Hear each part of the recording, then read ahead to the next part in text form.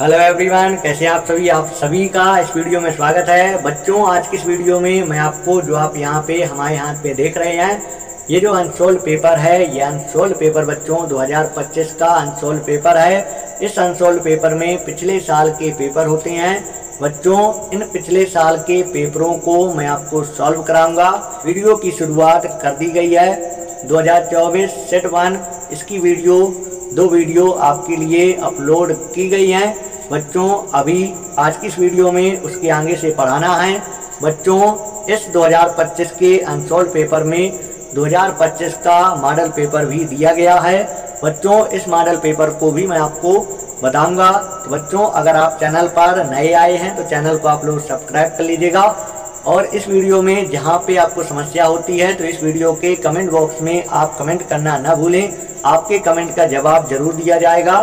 तो बच्चों, 2024 सेट 1 हम इसकी जो है 2 वीडियो अपलोड कर चुके हैं। पहले वीडियो में मैंने बहुविकल्पी प्रश्न बताए हैं। जिन बच्चों ने ना देखा हो तो आप हमारे चैनल की प्लेलिस्ट पर जाकर उन वीडियो को देख सकते हैं। बच्चों, और एक वीडियो में खंड भाषा बताया हुआ है। 21 नंबर में का से लेकर चा तक के सवाल हैं। पूरे सवाल मैंने पिछले वीडियो में निपटा दिए हुए हैं। और ये प्रश्न 2 नंबर में आने वाले प्रश्न थे, ये बता दिया गया है। बच्चों, आज की इस वीडियो में मैं आपको प्रश्न नंबर 22 से बताऊंगा। बच्चों, अगर आपके पास यह अनसोल्व पेपर हो तो आप लोग जो है इसे खोल कर रखिएगा। तो बच्चों, इसमें 22 का जो हमारा का नंबर का सवाल है यहाँ पे स्क्रीन पर लगा दिया है, तो आप लोग जो है मिलाइएगा। मैं यहाँ से पढ़ रहा हूँ। बच्चों, ये प्रश्न हमसे कह रहा है, 2 ऐसे क्रमागत विषम धनात्मक पूर्णांक ज्ञात कीजिए। हमें 2 ऐसे क्रमागत विषम पूर्णांक ज्ञात करना है जिनके वर्गों का योग कितना दिया गया है, 290 दिया है। तो बच्चों, सबसे पहले आपको बताते हैं क्रमागत संख्याएं क्या होती हैं। सबसे पहले बच्चों आपको बताते हैं क्रमागत संख्याएं क्या होती हैं। तो बच्चों, जो हमारी क्रमागत संख्याएं होती हैं वो क्रम से चलने वाली संख्याएं होती हैं। जैसे 1, 2, 3, 4 ऐसे क्रमागत संख्याएं, ऐसी संख्याएं जो क्रम से चलने वाली संख्याएं होंगी उनको हम क्रमागत संख्याएं कह सकते हैं। जैसे यहाँ पे 16, 17, 18 क्रम से संख्याएं चल रही हैं, तो यहाँ पे इनको हम क्रमागत संख्याएं कह सकते हैं। बच्चों, इसके बाद देखिए बच्चों, जैसे मैंने यहाँ पे 101 लिखा, 102 होगा और 103 होगा। तो यहाँ पे ये हमारी क्या है, ये हमारी क्रमागत संख्याएं हैं बच्चों। तो बच्चों, क्रमागत संख्याएं जैसे हमें पता नहीं है, बच्चों जैसे हमें क्रमागत संख्याएं पता नहीं है तो क्या करेंगे, उसके लिए हम मानेंगे। उसके लिए हम क्या करेंगे, मानेंगे। जैसे इस संख्या को मैंने x माना तो इससे जो है ये ज़्यादा है, तो दूसरी क्रमागत संख्या x+1 बनेगी।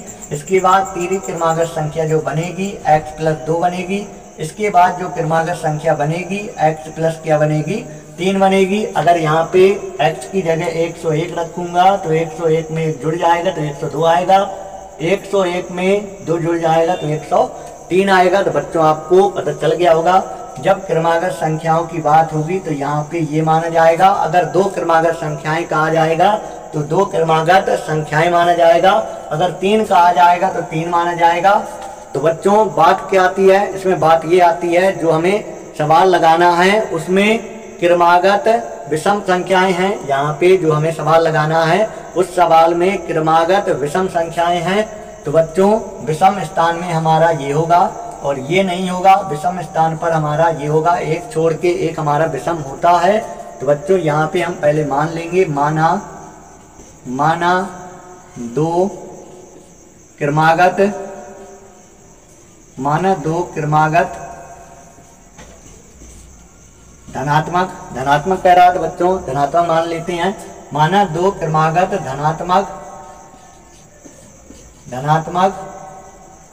विषम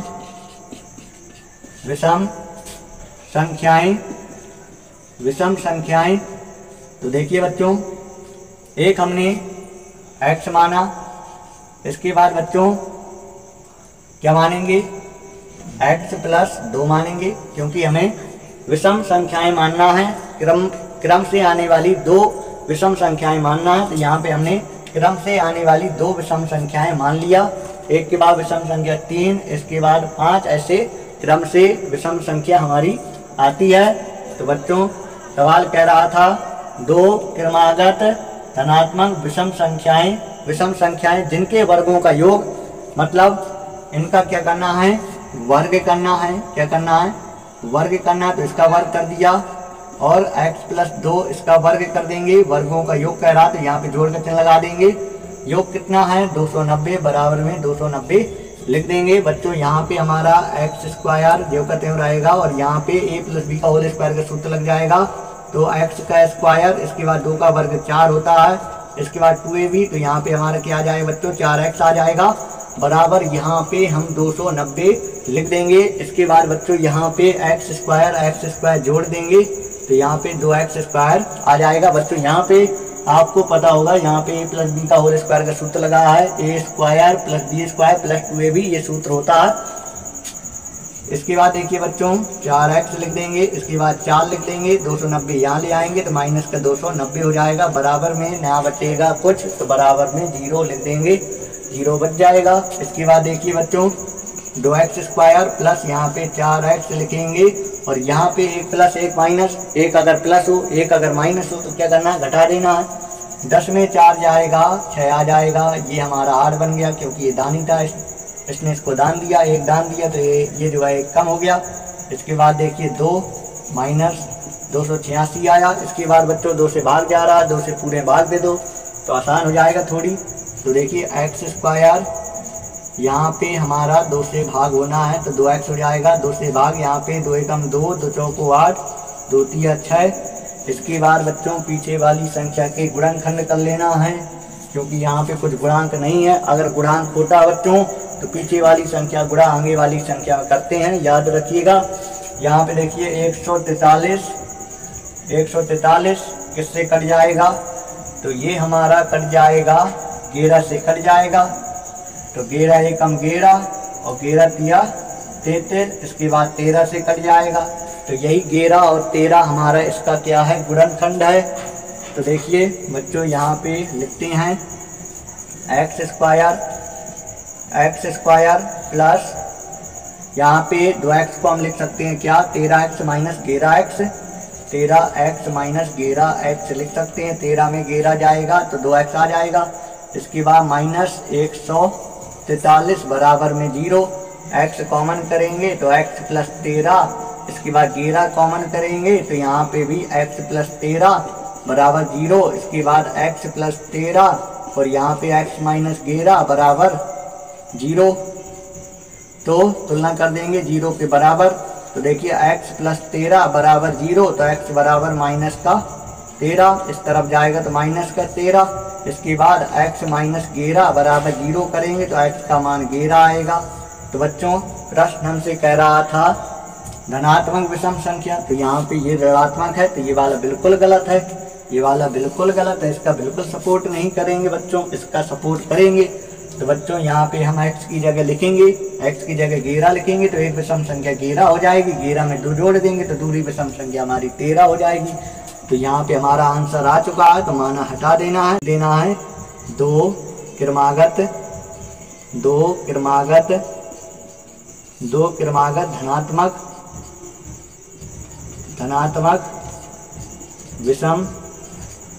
धनात्मक विषम संख्याएं क्या लिख देंगे बच्चों, पहले हम 13 लिख देंगे, इसके बाद 11 में 2 जोड़ देंगे तो 13 लिख देंगे। तो 2 क्रमागत धनात्मक विषम संख्याएं 11, 13 होंगी। तो बच्चों ये प्रश्न आपको समझ में आ गया होगा। बच्चों इसके बाद अब आपको आना है आगे वाले सवाल में। आगे वाला सवाल इससे भी जानदार सवाल है 2 लाइन का, लेकिन आपको समझना है, हो सकता है पेपर में आ जाए। तो बच्चों बिना देरी किए अगर आपको स्क्रीनशॉट लेना हो तो आप लोग स्क्रीनशॉट ले लीजिए, मैं बिल्कुल हट गया हूँ, नहीं आप लोग मेरा भी स्क्रीनशॉट ले लेते। तो बच्चों अब आपको आगे वाले सवाल पर चलना है। बच्चों अगला सवाल मैंने यहाँ पे बगल में स्क्रीन पर लगा दिया है। बच्चों इस सवाल को आप पढ़िएगा। बच्चों मैं यहाँ से जो है पढ़ रहा हूँ, आप लोग जो है एक एक अक्षर मिलाइएगा और अच्छे से इस सवाल को समझिएगा। बच्चों इस प्रकार से हम बताने की आपको पूरी कोशिश करेंगे कि आपको जो है समझ में आ जाए। तो बच्चों बिना देरी किए सवाल को पढ़ते हैं। बच्चों सवाल हमसे कह रहा है, सिद्ध कीजिए कि दो साकेंद्रीय व्रतों में, बच्चों सबसे पहले हम क्या करेंगे, दो साकेंद्रीय व्रत बनाएंगे। बच्चों साकेंद्रीय व्रत क्या होते हैं, जिनमें दोनों का एक ही केंद्र हो, वो बच्चों वो व्रत दोनों हमारे बच्चों साकेंद्रीय व्रत कहलाएंगे। देखिए समझिएगा, यहाँ पे हमने एक व्रत बनाया, इसके बाद हमने इसी के अंदर एक छोटा व्रत बनाया और दोनों व्रतों को हमने एक ही केंद्र से बनाया है, तो बच्चों जब एक ही उनका केंद्र होता है तो वो व्रत हमारे साकेंद्रीय व्रत कहलाते हैं। इसके बाद बच्चों आगे सवाल को पढ़ेंगे। आगे सवाल हमसे कह रहा है, व्रतों में बड़े व्रत की जीवा। बच्चों इस बड़े व्रत की बात हो रही है और इस बड़े व्रत में बात किसकी हो रही है, बड़े व्रत की जीवा की बात हो रही है। जीवा आपको पता होगा, परिधि में दो बिंदु स्थित होते हैं। अगर हम दोनों बिंदुओं को मिला देते हैं तो उस रेखा को, जैसे बच्चों यहाँ पे दो बिंदु हमने लिए और दोनों बिंदुओं को मिला दिया तो ये हमारी एक रेखा हो गई और इस रेखा को क्या कहेंगे, जीवा कहेंगे। तो बच्चों ये बात आपको समझ में आई होगी। तो बच्चों हमें क्या करना है, इस बड़े व्रत की जीवा खींचना है। और किस प्रकार से खींचना है, सवाल आगे सवाल को जो है पढ़ेंगे। आगे सवाल कह रहा है, जो छोटे व्रत को स्पर्श करती है। यानी बच्चों हमें समझ में आया कि हमें बड़े व्रत की जीवा इस प्रकार से खींचना है कि छोटे व्रत को स्पर्श करना चाहिए। तो देखिएगा, हम जो है जीवा खींचते हैं और इस प्रकार से खींचेंगे कि छोटे व्रत को स्पर्श करना चाहिए, कि सवाल की जो है भाषा ना बिगड़े। बच्चों सवाल की भाषा ना बिगड़े, अगर बिगड़ गई तो वही सवाल हमारा गलत हो गया। तो बच्चों सवाल हमसे कह रहा था, बड़े व्रत की जीवा छोटे व्रत को जो है स्पर्श करना चाहिए। तो बच्चों इस वाले बिंदु पर, ये पी बिंदु पर ये जीवा स्पर्श कर रही है। बड़े व्रत की जीवा छोटे व्रत को पी बिंदु पर स्पर्श कर रही है। तो बच्चों सवाल हमारा कह रहा है, ये जो स्पर्श बिंदु है ये जो है हमारा क्या करता है, समद्विभाजित करता है, समद्विभाजित होती है। इसका मतलब क्या है बच्चों, ये जो हमारा ये स्पर्श बिंदु है, ये स्पर्श बिंदु इस जीवा को क्या करता है, समद्विभाजित करता। मतलब इस जीवा को ये वाला बिंदु बराबर दो भागों में बांट रहा है, ये हमें सिद्ध करना है। तो देखिए बच्चों, हम जो है AP बराबर PB किस प्रकार से सिद्ध करेंगे। सबसे पहले मैं केंद्र से इस स्पर्श बिंदु को मिला देता हूं। तो बच्चों आप वैसे जानते हैं कि ये जो स्पर्श रेखा होती है, या ऐसे कह सकते हैं कि जो यहाँ पे केंद्र से हमने इसको मिलाया, ये हमारी क्या त्रिज्या है। तो जो हमारी स्पर्श रेखा होती है वो त्रिज्या पर क्या होती है, लंब होती है। जो हमारी स्पर्श रेखा होती है वो त्रिज्या पर क्या होती है, लंब होती है। ये छोटे व्रत की त्रिज्या है। तो बच्चों ये हमारी लंब रेखा है। इसके बाद बच्चों इसको मैं इससे मिला देता हूँ। तो केंद्र से परिधि तक मिलाया तो ये हमारी त्रिज्या है। केंद्र से परिधि तक मिलाऊंगा तो ये हमारी क्या होगी, त्रिज्या होगी। हमें इसको इसके बराबर करना है। तो बच्चों अगर मैं दोनों त्रिभुजों को एक ही प्रकार का अगर दिखा देता हूँ, एक ही प्रकार दिखाने का मतलब ये है कि जैसा ये है वैसा अगर हम इसको दिखा दें, मतलब कहने का ये, अगर हम दोनों को सर्वांगसम कर दें। सर्वांगसम का मतलब, सर्वांगसम हम उसे कहते हैं जिसमें संगत भाग बराबर होते हैं, उसे हम सर्वांगसम कहते हैं। जैसे इसका संगत भाग ये दिख रहा है, तो हमें क्या करना पड़ेगा, दोनों त्रिभुजों को सर्वांगसम करना पड़ेगा। अगर हम दोनों त्रिभुजों को सर्वांगसम कर देते हैं तो बच्चों अपने आप ही ये संगत भाग बराबर हो जाएगा। अब बात आती है बच्चों कि सर्वांगसम कैसे किया जाए।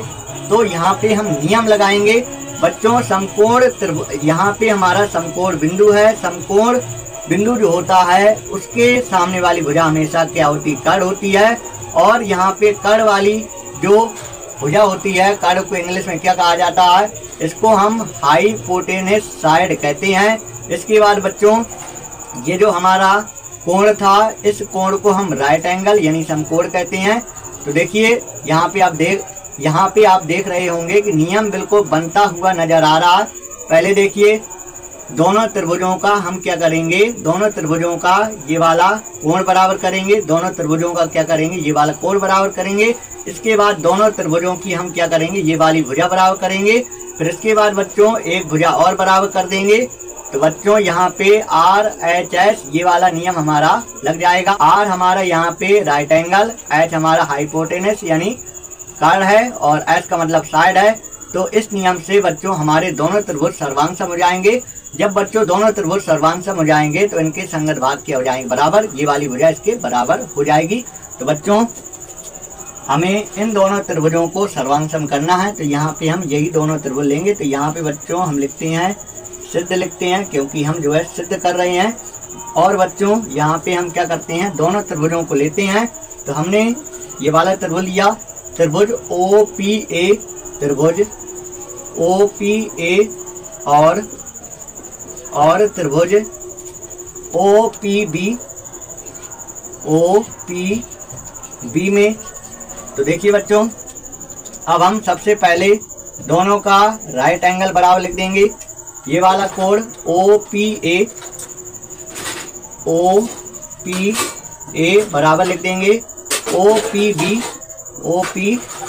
दोनों त्रिभुजों का हमने एक कोण बराबर लिख दिया। ये दोनों कोण के हमारे 90 अंश के हैं इसलिए बराबर होंगे। तो दोनों त्रिभुजों का हमने जो है एक कोण बराबर कर लिया, यानी यहाँ पे हमने राइट एंगल बराबर कर लिया। इसके बाद बच्चों दोनों त्रिभुजों का हम कर्ण बराबर करेंगे। तो यहाँ पे लिख देंगे ओ ए बराबर ओ बी, लिख सकते हैं, बिल्कुल बच्चों लिख सकते हैं क्योंकि ये क्या है, त्रिज्याएं हैं, त्रिज्याएं बराबर होती हैं। तो यहाँ पे रीजन कोष्टक लिख देंगे, त्रिज्याएं हैं। इसके बाद बच्चों ये वाली भुजा दोनों में कॉमन है। ओपी बराबर ओपी, जो कॉमन चीज होता है वो वैसे बराबर होता है। तो बच्चों ओपी बराबर ओपी यहाँ पे लिख देंगे उभय निष्ठ है। ये क्या बच्चों, उभयनिष्ठ है। तो बच्चों यहाँ पे हमारा नियम लगा, पहले हमने दोनों त्रिभुजों का आर बराबर किया, फिर इसके बाद बच्चों दोनों त्रिभुजों का हमने एच बराबर किया। पहले आर बराबर किया, फिर इसके बाद हमने क्या बराबर किया, एच बराबर किया। इसके बाद दोनों त्रिभुजों का हमने एच बराबर किया। तो इस सर्वांग समता नियम से, सर्वांग समता नियम से दोनों त्रिभुज हमारे क्या हो जाएंगे, सर्वांग हो जाएंगे। त्रिभुज ओ पी ए सर्वांग हो जाएगा, त्रिभुज किसके,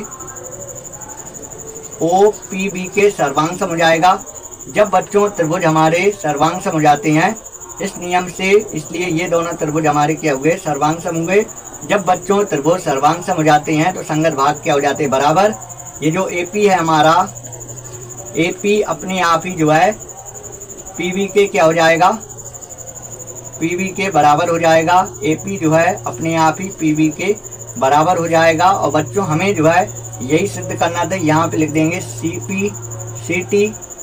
इसका मतलब होता है corresponding part of congruent triangle. सर्वांगसम त्रिभुज के संगत भाग क्या होते हैं, बराबर। त्रिभुज सर्वांगसम हुए तो संगत भाग क्या हुए, बराबर।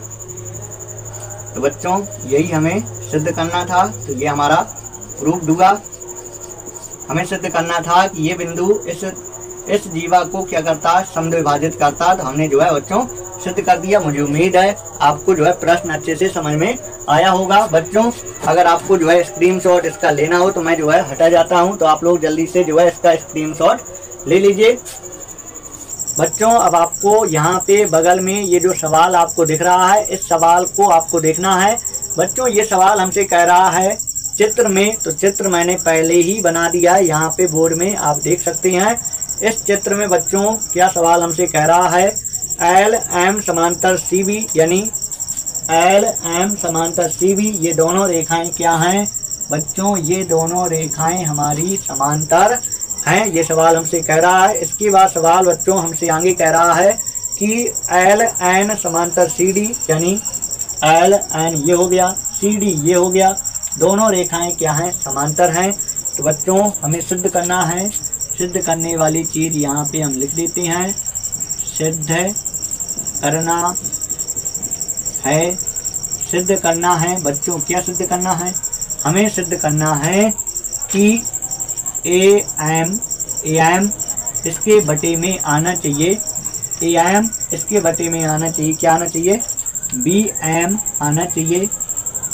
इसके बाद बच्चों आगे AN इसके बटे में देख लीजिए, AN इसके बटे में क्या आना चाहिए?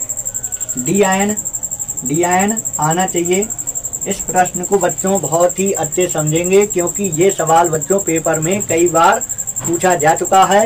इसके बाद बच्चों इस सवाल को हम यहाँ पे जो है सिद्ध करेंगे, तो यहाँ पे आप लोग जो है उपपत्ति लिखिएगा या यहाँ पे लिखिएगा सिद्ध लिखिएगा। तो देखिए बच्चों, इसको अब हम सिद्ध करेंगे, जो सवाल में दिया गया इसी की मदद से इसको सिद्ध करेंगे। तो हमारा जो है दिया है कि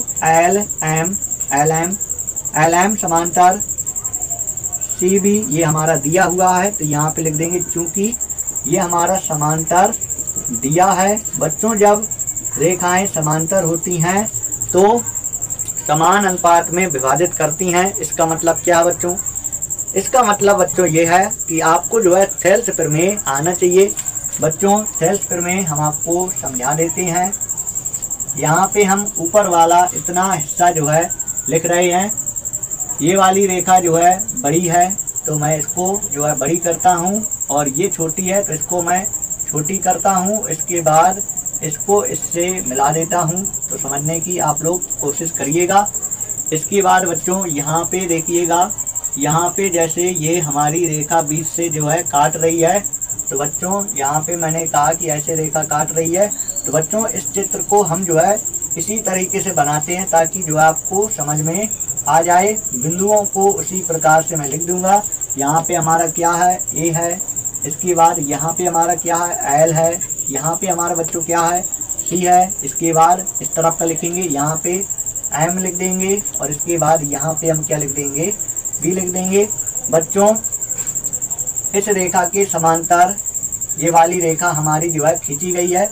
जब बच्चों एक रेखा के समांतर दूसरी रेखा खींची जाती है तो वह रेखा अन्य दो भुजाओं को समान अनुपात में विभाजित करती है। बच्चों ये थेल्स प्रमेय हमारी कहती है समान अनुपात में विभाजित करती है। का मतलब बच्चों क्या? इसके बटे में इसको, इसके बटे में AL के बटे में, AL के बटे में CL, AL के बटे बच्चों क्या? CL, AL के बटे में CL, और AM के बटे में, AM के बटे में बच्चों क्या? BM, AM के बटे बच्चों क्या? AM के बटे में BM। ऐसा हम लिखेंगे, ऐसा हम क्या करेंगे बच्चों? लिखेंगे। इसको पहले लिख सकते हैं, इसको यहाँ लिख सकते हैं, इसको यहाँ लिख सकते हैं, कोई जो है दिक्कत नहीं है। तो बच्चों यहाँ पे आपने थेल्स प्रमेय सीखा कि जब एक रेखा के समांतर दूसरी रेखा खींची जाती है तो वह रेखा अन्य दो रेखाओं को क्या करती है? समान अनुपात में विभाजित करती है। तो बच्चों हमने इनका अनुपात क्या कर दिया? बराबर कर दिया। तो बच्चों क्योंकि मैंने लिखा कि ये दिया है इसलिए यहाँ पे हम, ये इसलिए का चिन्ह है, इसलिए हम लिख देंगे कि AL जो है, AL पहले इसको लिख देता हूँ बच्चों, AM बटे BM, ये हमारा AL बटे CL इसके बराबर होगा। AM बटे BM बराबर होगा AL बटे CL के जो है बराबर होगा। यहाँ पे लिख देंगे थेल्स प्रमेय से, थेल्स प्रमेय से बच्चों यहाँ पे हमने लिखा थेल्स प्रमेय से। इसके बाद बच्चों आगे सवाल को जो है समझेंगे, आगे लिखेंगे, क्योंकि यहाँ पे हमारा दिया गया है LN, ये समांतर है किसके? ये समांतर है CD के समांतर है। ये बच्चों सवाल में दिया है, ये वाली रेखा इसके समांतर है, इसलिए हम लिख देंगे अनुपात भी क्या होगा? बराबर। तो बच्चों यहाँ पे हम लिखते हैं AN के बटे में DN लिख देंगे, AN के बटे में क्या लिख देंगे? DN लिख देंगे, AN के बटे में DN लिख देंगे, और यहाँ पे बच्चों यही लिख देना है AL के बटे में LC, AL के बटे में LC लिख देना है या CL लिख देना है। बच्चों इसे समीकरण पहला और इसे समीकरण दूसरा इस प्रकार से लिख देना है। बच्चों इस तरफ का देख सकते हैं पूरा बराबर है, तो इस तरफ का भी बराबर होगा और यही हमें सिद्ध करना है, आ जाएगा। तो बच्चों यहाँ पे लिख देना है समीकरण 1 व 2 से लिख देना है, 1 व 2 से लिख देना है। इस तरफ का बराबर है तो इस तरफ का भी बराबर लिख देना है। am बटे bm बराबर an बटे dn। तो बच्चों ये सवाल हमारा जो है यही हमें सिद्ध करना था, am बटे bm और an बटे dn ये हमें सिद्ध करना था। तो बच्चों ये हमारा सिद्ध हो चुका है, मुझे उम्मीद है ये सवाल आपको समझ में आ गया होगा। इसके बाद बच्चों चलेंगे आगे वाले सवाल पर। अगर आपको स्क्रीनशॉट लेना हो तो आप लोग जो स्क्रीनशॉट ले लीजिए। अगर आपको सवाल में समस्या होती है तो आप हमें कमेंट करके जरूर बताया करें। तो देखिए बच्चों सवाल हमसे कह रहा है द्विघात बहुपद। तो बच्चों यहाँ पे सबसे पहले मैंने द्विघात बहुपद लिख दिया है, x² + 7x + 10।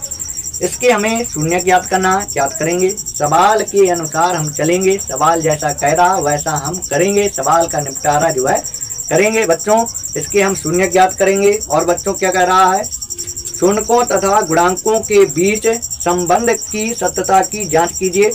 बच्चों इसके हम गुणांक भी निकालेंगे। बच्चों ये प्रश्न 4 नंबर में पूछा गया प्रश्न है और ये प्रश्न बच्चों हर साल पेपर में पूछा जाता है, इसलिए इस सवाल को आपको समझना बहुत ही आवश्यक है। तो बच्चों देखिए समझिए, सबसे पहले मैं इसके जो है गुणांक आपको बता रहा हूँ, इसके बाद मैं शून्यक निकलाऊंगा, फिर इसके बाद बच्चों शून्यकों तथा गुणांकों के बीच सत्यता की जांच करेंगे। तो बच्चों सबसे पहले हम इसके जो है गुणांक निकालते हैं। इसके लिए आपको एक सूत्र लगाना है। ये हमारा द्विघात बहुपद है, तो यहाँ पे हमारा द्विघात बहुपद का व्यापक रूप होता है ax² + bx + c। इसकी तुलना तो यहाँ पे लिखेंगे कि तुलना किससे करेंगे, इससे करेंगे तो लिख देंगे से करने पर। अब आपको लग रहा होगा कि मैंने जो है ये क्यों लिखा। ये बच्चों मैंने जो है आपके जो है आसानी के लिए लिखा है। आप लोग वीडियो को देखते रहिएगा, आपको अच्छे से समझ में आ जाएगा। इससे बच्चों इसके क्या निकल आएंगे, गुणांक निकल आएंगे। कैसे गुणांक निकल आएंगे, जैसे यहाँ पे x² के गुणा में a है और यहाँ पे x² के गुणा में क्या हो सकता है, 1 हो सकता है। तो मैंने कहा a का मान 1 होगा। तो बच्चों यहाँ पे हमने गुणांक ही लिखा है, बच्चों हमने यहाँ पे गुणांक ही लिखा है। इसके गुणा में ये था और इसका हमने मान लिखा। तो बच्चों यहाँ पे हमने क्या लिखा है, ये गुणांक लिखा है। इसके बाद बच्चों यहाँ पे x के गुणा में b है, तो यहाँ पे x के गुणा में 7 है, 7 लिख दिया। इसके बाद बच्चों यहाँ पे c का मान हमारा कितना है, 10 है, 10 लिख दिया। इसके बाद बच्चों हम क्या करेंगे, इसके बाद बच्चों हम इसके शून्यक निकाल लेते हैं। x² + 7x + 10। शून्यक निकालने के लिए बच्चों इसको 0 के बराबर आपको कर देना है। इसके बाद बच्चों यहाँ पे पीछे वाली संख्या प्लस की है, गुणनखंड करना है। पीछे वाली संख्या प्लस की है, इससे एक संख्या घट के गुणा करना है।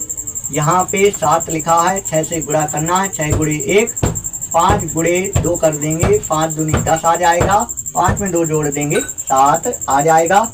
तो देखिए बच्चों x² ये वाली संख्या हमारी प्लस की है तो प्लस का चिन्ह लगाया और यहाँ पे हमें 7x को लिखना है तो क्या लिख देंगे, 5x लिख देंगे। इसके बाद देखिए 2x लिखेंगे, इसका चिन्ह क्या होना चाहिए, तो इसका चिन्ह प्लस होना चाहिए क्योंकि सेम चिन्ह होगा, जब जुड़ेगा तभी हमारा इतना आएगा। तो ये चीज़ आपको समझ में आ गई होगी। 7x को 5x और 2x ऐसे हम दोनों में जोड़ के चिन्ह लगा के लिखेंगे, तब हमारा 7x प्राप्त होगा। इसके बाद बच्चों 10 लिखा, बराबर में हमने 0 लिखा। इन दोनों का कॉमन करना है, इन दोनों कॉमन करना है तो x कॉमन हो जाएगा, यहाँ पे x आएगा और यहाँ पे 5 आएगा। यहाँ पे हम 2 कॉमन करेंगे तो यहाँ पे x प्लस कितना आएगा, 5 आएगा, बराबर 0। एक क्वेश्चन बच्चों यहाँ पे हम क्या लिखेंगे, x + 5 लिखेंगे क्योंकि ये हमारा कॉमन है। तो एक क्वेश्चन में ये आएगा और एक क्वेश्चन बच्चों क्या आएगा, x + 2 आएगा, क्या आएगा, x + 2 आएगा, बराबर 0। इसके बाद बच्चों इसको 0 के बराबर करेंगे, x + 5 बराबर 0 करेंगे तो x बराबर क्या आ जाएगा, -5 आ जाएगा। और यहाँ पे x + 2 को 0 बराबर करेंगे तो x बराबर क्या आ जाएगा, -2 आ जाएगा। तो एक शून्यक हमारा माइनस का 5 आया, एक शून्यक हमारा माइनस का 2 आया, अधिकतम घात 2 थी इसलिए इसके 2 शून्यक आए। यहाँ पे हमने तुलना किया, इसकी तुलना 0 से किया, इसकी तुलना 0 से किया, तो यहाँ पे हमारे x के मान निकाल आए। तो बच्चों यहाँ पे हमने शून्यक निकाले हैं, इस द्विघात बहुपद के यहाँ पे हमने क्या निकाले हैं, शून्यक निकाले हैं, और यहाँ पे हमने गुणांक निकाले हुए हैं। तो बच्चों अब हम यहाँ पे हम लिख सकते हैं, क्या लिख सकते हैं, शून्यकों तथा गुणांकों के बीच सत्यता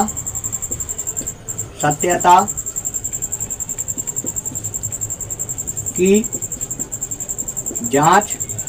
तो देखिए बच्चों सबसे पहले लिखेंगे शून्यकों का योगफल।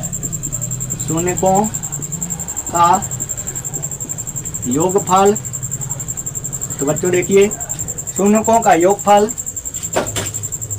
याद रखिएगा माइनस बी अपॉन ए होता है, शून्यकों का योगफल माइनस बी अपॉन ए होता है। इसलिए बच्चों मैंने यहाँ पे ए बी सी के मान निकाले थे, यहाँ पे मान रखना पड़ेगा।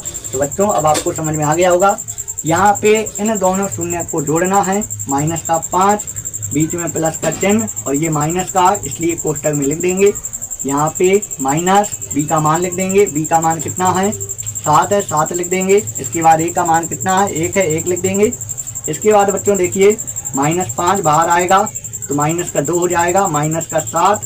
तो बच्चों जोड़ेंगे अगर माइनस का 7 हो जाएगा और यहाँ भी माइनस का 7 हो जाएगा। तो देखिए बच्चों दोनों तरफ हमारा बराबर आया, तो एक जांच हमारी हो गई। इसके बाद हम दूसरी जांच करवाएंगे, शून्यकों का योगफल, इसकी हमने जांच कर लिया। अब जांच करेंगे शून्यकों का गुणनफल, शून्यकों का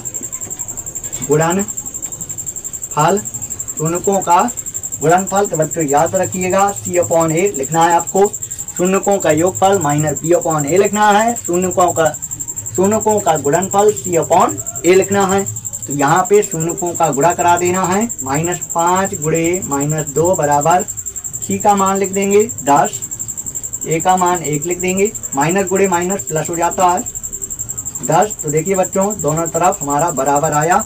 तो बच्चों सवाल हमसे कह रहा था कि गुणांकों और शून्यकों इनके बीच सत्यता की जांच कीजिए। तो बच्चों इस प्रकार से किया जाता है। मुझे उम्मीद है ये प्रश्न आपको समझ में आ गया होगा।